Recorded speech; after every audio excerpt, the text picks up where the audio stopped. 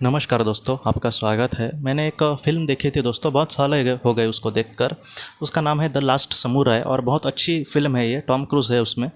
और जापान में जो समुराइज़ थे, मतलब जो योद्धा थे लड़ने वाले ऐसे, तो उनका एक वर्ग होता था, उनको विशिष्ट वर्ग को समुराई कहा जाता था। और वो जो समुराई थे उसमें से उनका एंड किस तरीके से हो गया, तो वो उस फिल्म में दिखाया है और बहुत अच्छे तरीके से दिखाया है।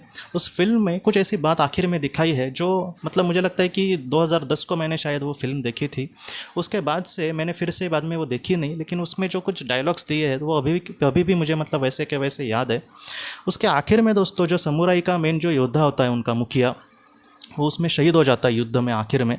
और जापान में उस वक्त और आज भी दोस्तों राजेशाही जैसे है, मतलब राजा बहुत प्रधान माना जाता है। अभी तो उसमें गवर्नमेंट है, सरकार, लेकिन उस वक्त राजा को ही प्रधान माना जाता था। तब ये जो टॉम क्रूज़ होता है वो एक सेनापति जैसा उनके मतलब सेना में होता है समुराई के। वो आखिर में उस आखिर जो पैगाम होता है, मतलब जो मुखिया का, वो अब नहीं है, अब शहीद हो गया है। तो समुराई का पैगाम लेकर वो जाता है राजा के पास। और राजा बहुत सारे सवाल उसको पूछता है, क्या क्या मतलब कैसे युद्ध हुआ वगैरह।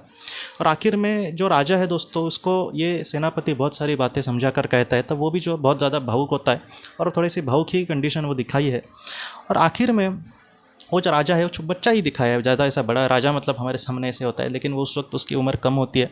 कभी कभी कुछ कम उम्र में ही राजा बनना पड़ा कुछ लड़कों को, तो उस तरीके से वो राजा बनता है। तो क्या होता है दोस्तों कि ये जो सेनापति है वो उसको बहुत सारी समझा कर बातें कहता है। तब जो राजा है दोस्तों वो एकदम भावुक होकर पूछता है कि वो जो मुखिया था, मेन सरदार उनका जो मुखिया था समुराई का, वो किस तरीके से इस दुनिया से चले गए, वो उनकी मौत किस तरीके से हुई युद्ध में। उसको ये लगता है कि अभी ये युद्ध की कहानी कहेगा और कहेगा कि कैसे वो तलवार लेकर लड़ रहे थे और बाद में शत्रु ने उनको मारा वगैरह।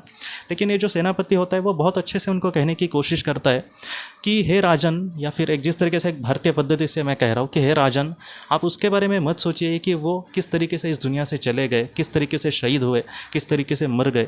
इसके बारे में आप मत सोचना, आप ये सोचना कि वो किस तरीके से ज़िंदगी अपने जिए। तो ये जो बात है मुझे बहुत महत्वपूर्ण लगी। इतना सही डायलॉग वो मुझे मतलब बहुत इफ़ेक्टिव लगा वो बात। अगर हम देखें दोस्तों गुरु गोविंद जी सिंह जी को या फिर महाराणा प्रताप जी को, छत्रपति शिवाजी महाराज जी को, तो इस दुनिया से वो चले गए कैसे, उसके बारे में हमें नहीं सोचना चाहिए। हमें ये सोचना चाहिए कि लोग मतलब किस तरीके से जिए, किस तरीके से फ़क्र मतलब हम अपने आप पर कर सके, ऐसे मतलब उन्होंने अपने जीवन में कुछ काम किया और उसके बाद वो सर उठाकर, मतलब खुद तो सर उठाकर इस दुनिया से चले गए, लेकिन आज हमारे जैसे जो लोग हैं उनको भी वो सर उठाकर किस तरीके से जीना होता है अपने स्वराज्य के लिए, अपने लोगों के लिए बड़े बड़े अगर त्याग भी करने पड़े फिर भी तुम्हें मतलब अपने कदम पीछे नहीं हटाना। ऐसी जो बातें हैं दोस्तों, ऐसे महान ही लोग कहीं ना कहीं हमें सिखाते हैं। मुझे भगवद गीता की वो एक बात याद आती है कि जहाँ पर भगवान श्री कृष्ण जी अर्जुन को ये कहते हैं कि महान इंसान जिस तरीके से कर्म करता है, हम जैसे जो सामान्य लोग हैं वो कहीं ना कहीं उनका ही अनुसरण करते हैं। ऐसे जो महान इंसान हैं, हम जैसे साधारण लोगों को दोस्तों यही मतलब कहीं ना कहीं पैगाम देने कर मतलब देकर जाते हैं कि इस दुनिया में तुम्हें क्या चाहिए ये महत्वपूर्ण नहीं है। इस दुनिया में लोगों को तुमसे जो उम्मीद है वो सबसे महत्वपूर्ण बात है।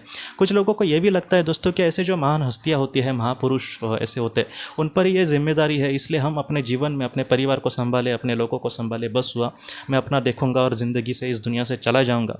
तो इस तरीके से हमें नहीं सोचना चाहिए। जो हमारे मतलब कर्तव्य है दोस्तों वो तो करना हमारा परम कर्तव्य है, लेकिन ऐसे वक्त में समाज में हमारा योगदान देना। बहुत बार मैं आजकल देख रहा हूँ कि समाज की तो बात मतलब दूर की ही है, लेकिन हमारे माता पिता से भी कभी कभी लोग अच्छे से बात नहीं कर सकते। अपने माता पिता से अच्छे से बात नहीं करेंगे, उनको वक्त नहीं देंगे, हमेशा अपने ही प्रॉब्लम में कुछ फंसे रहेंगे। तो ये भी मतलब बात बुरी है दोस्तों। कहीं ना कहीं ये जो बात है कि हम मतलब इस दुनिया से समझो, मैं बहुत बार मैं सच कहूँ ना, दिन में मैं 4-5 बार यही सोचता हूँ कि इस दुनिया से अगर मैं इसी पल चला गया तो वहाँ पर कुछ तो ऐसा होना चाहिए जो मैं दिखा सकूँ किसी को कि हाँ मैंने इस तरीके से ज़िंदगी जी है। जहाँ पर हम अपने माता पिता से बात नहीं करते, मैं बिज़ी हूँ, मैं अपने टेंशन में हूँ, यहाँ पर मतलब उस तरीके से अगर हम कार्य कर रहे हैं अपना, तो हम औरों के लिए क्या मतलब दे सकेंगे, या फिर हम औरों को क्या संदेश दे सकेंगे। तो इसी तरीके से ये बात कहीं ना कहीं मुझे अभी भी याद है कि वो जिए कैसे।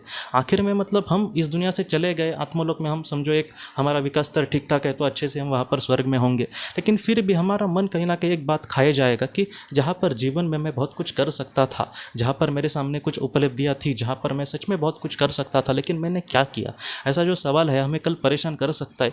इसलिए जीवन जितना हो सके दोस्तों, हमेशा मैं आज भी देखता हूँ कि कुछ लोग दुखी होते हैं तो मरने की बात करते हैं।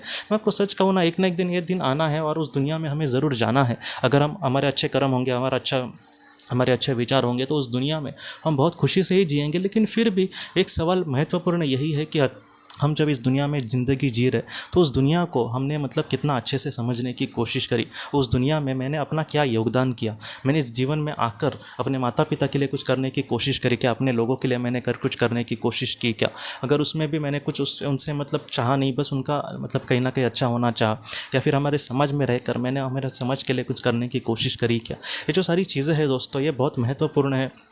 आजकल मैं देखता हूँ कि छोटी सी छोटी बात करके भी इंसान कुछ ना कुछ अपेक्षा ही रखता है कि मुझे ये मिलना चाहिए, मुझे वो मिलना चाहिए। हमारे आत्मा को ये जो बात है दोस्तों वो अच्छी नहीं लगेगी, इसलिए जितना हो सके निस्वार्थ भावना से कर्म करना चाहिए।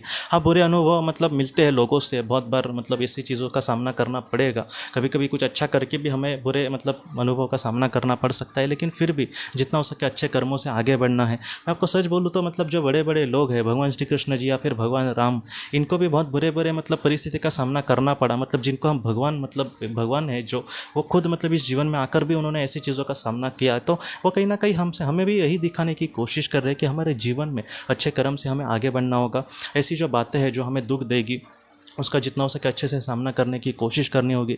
और हमेशा एक बात तो हमें मतलब विश्वास रखना होगा कि हम अगर अच्छे हैं तो एक दिन हम उस स्वर्ग की जैसी दुनिया में ज़रूर जाएंगे। लेकिन बार बार हमें मतलब यही सोचना चाहिए कि हमारे जीवन में हम इस दुनिया से चले जाएंगे कब, हमारा वहाँ पर कहाँ पर जाएंगे। इन सारी चीज़ों से अच्छा है कि हम यहाँ पर फ़िलहाल ये सोचें कि हम आज ज़िंदगी जी रहे तो हम जिए कैसे, उस जीने में हमने किसी को दुख नहीं दिया ना, उस जीवन में हमने ऐसा कुछ हमारे हाथों से कर्म तो नहीं हुआ ना जहाँ से हमें किसी की बद्दुआएं मिली।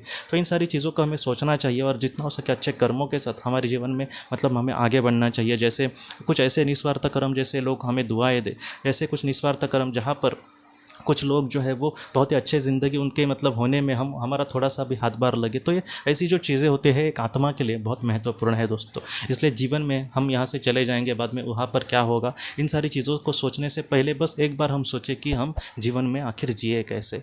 तो दोस्तों हम अपने अगली वीडियो में किसी नए विषय को लेकर मिलेंगे, तब तक आप अपने परिवार का ख्याल रखना। आपका बहुत बहुत धन्यवाद। ज़िंदगी की रोशनी ये एक कंसल्टेंसी है जो ऐसे लोगों को मदद करने की कोशिश करती है जिन्होंने किसी अपने को खोया है या फिर जो लोग अपने जीवन में बहुत ही ज़्यादा दुखी है। जो लोग इस संस्था के साथ जुड़ते हैं उन्हें पास्ट लाइफ रिग्रेशन की ऑडियोज़ भेजी जाएगी, जिससे घर बैठे वह पास्ट लाइफ रिग्रेशन का अभ्यास कर सकते हैं। और उन्हें 5 मेडिटेशन ध्यान की भी ऑडियोज़ भेजी जाएगी और इसके साथ साथ उन्हें PDF किताबें भेजी जाएंगी जो हिंदी और अंग्रेज़ी में है, जो मोबाइल पर या फिर लैपटॉप पर आप उसे पढ़ सकते हैं। और 10 ऑडियो बुक्स भी आपको भेजी जाएंगी। तो दोस्तों अगर आप इस संस्था के साथ जुड़ना चाहते हैं तो कृपया इस नंबर पे व्हाट्सएप मैसेज करें। आपका बहुत बहुत धन्यवाद।